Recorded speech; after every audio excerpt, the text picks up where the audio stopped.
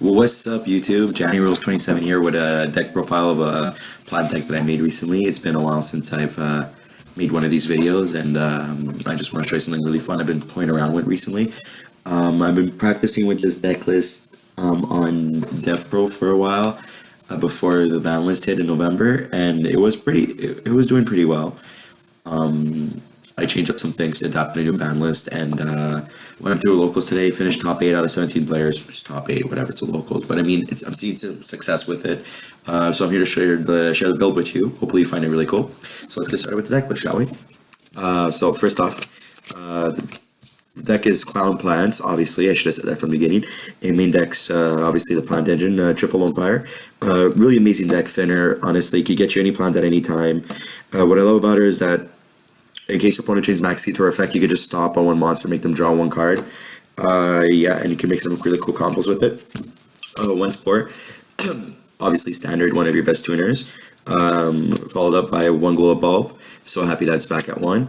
You only need to run 1, even if it's at 3 anyways, but still, like, it's a great card. When you need a level 1, whenever you can use it. Also, the milling mechanic is pretty abusable with this deck. You run 1 Debris, because Debris can give you a Trish, it can give you a Black Rose when needed, and Black Rose really devastates Pendulum decks ever since Exciton got banned. Black Rose, I find maybe I might be trying to figure out ways to play it in multiples, honestly speaking, for the way Pendulums have become popular. Might as well. 1 Dandelion, because it is the best plant of all time. So sad it's still at 1. Yeah, but it's never going to come back at 3. The Clown Engine that this deck runs is pretty great as well. Triple Damage Juggler, great card. Honestly, very underrated card. Searches out anything you need at any time. Very flexible card. It can even negate and destroy burn effect damage when your opponent tries to go for a Wavering Eyes. It could stop a, whoops, lost a card here. It could stop Gaga Cowboy play. It searches out any of the clowns that you need at any time. Great level 4 for rank 4 plays. So even though rank 4s have lost a lot of steam with no Love Aval Chain and no Exciton Knight, it's still pretty great. I run 2 Hat Trickers because when you want to drop a level 4 for a Trish play, or if you want to drop a level 4 for Stardust or Scrap Dragon play, it's there, or a rank 4 play. It helps a lot because it's a requirement, it's so easy to do, and doesn't require much setup to do. And what's great about it is that it's a level 4 Earth, so you can use Glow Bulb's effect to synchro into a Nat Beast, which won me a game hands down today against a Pendulum deck. I mean, we're not 1 Trick Clown. You have no space to run. You don't have any space to run more. You don't really need to run more.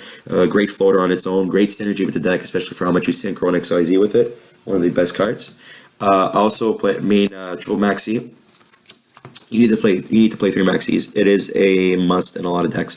It's a draw power card. It kind of forces your opponent to either go big or go home.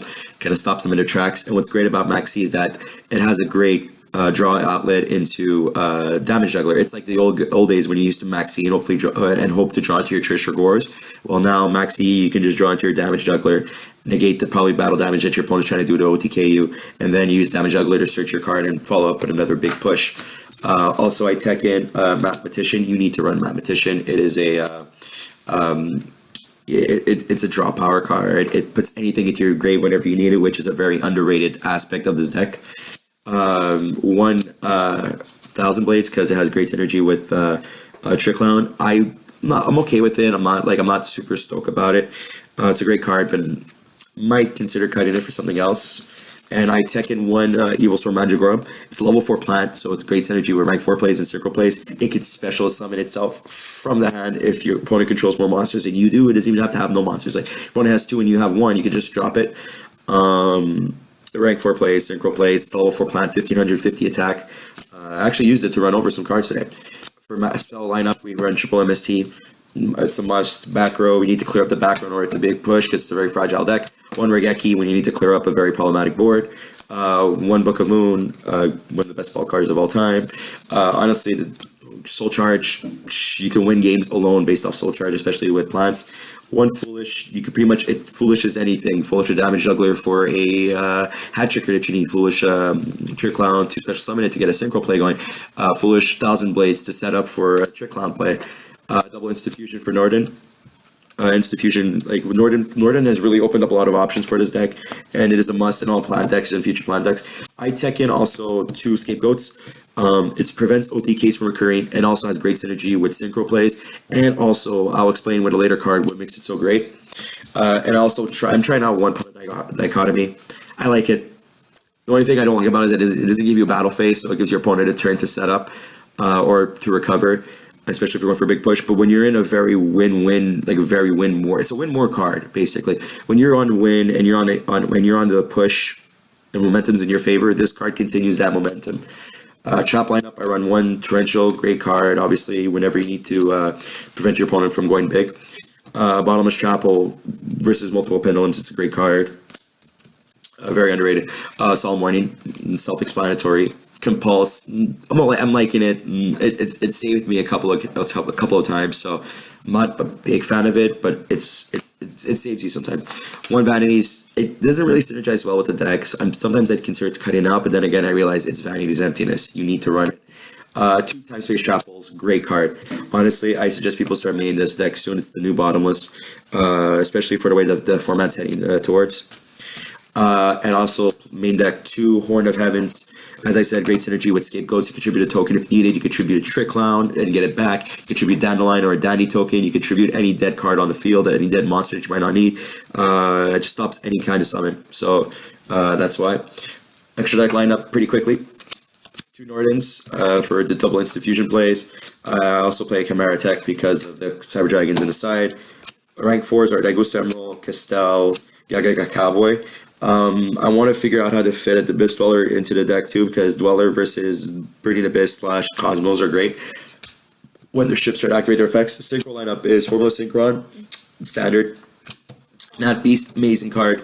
Hyper Librarian, I might cut for the Abyss Dweller. Like it's gimmicky, but like there's times where I drew multiple cards because of it. Armades, great level 5 synchro. Black Rose, because Black Rose is obviously Jesus. Stardust Dragon. Actually, you'd be surprised how good Stardust Dragon can be sometimes, especially with this. When your opponent's trying to destroy his own pendulums with their effects, you could just negate it with Stardust because it states any effect to destroy on it anywhere on the field. Just grab Dragon because it has synergy with with the Dandy tokens. Trishula because it's one of the best synchros of all time, along with Bryo, and Leo because when you go up against Radiant Abyss versus a monster that they can't target you with, they would have to waste a lot of resources for it. Last but not least, the side deck. You guys can change your side deck however you want it, but mine is Triple Fairy Wind versus the Pendulum matchups, especially now that with the new Magician Pendulums that came out and Magic Specters. Triple Lancia in case I'm going up against it for Infernoids. They're losing popularity, I find. And in case I'm going up against that odd Necros matchup, but you never run into it anyways. Cyber Dragon Core, Dre, and Cyber Dragon. I like Core because special summon. You could use it to put it in grave, then to special summon it. You could foolish it to special summon a Cyber Dragon. Dre is also a 1800 level 4, so if you need a rank 4 play, you can do that. Triple Iron Wall because obviously Cosmos, and actually versus Heroes too. It saved me a couple of times because it allowed me to put stuff in my grave. And last but not least, Triple Flying Sea for the Burning Abyss matchup and Stellar Knight matchup too. So that was my deck profile, guys. Hope you liked it. It's just a casual fun deck. Honestly, that's the way Yu-Gi-Oh should be played in my opinion. Just have fun. And yeah, just let me know what you think. Write in the comments, and thanks for watching.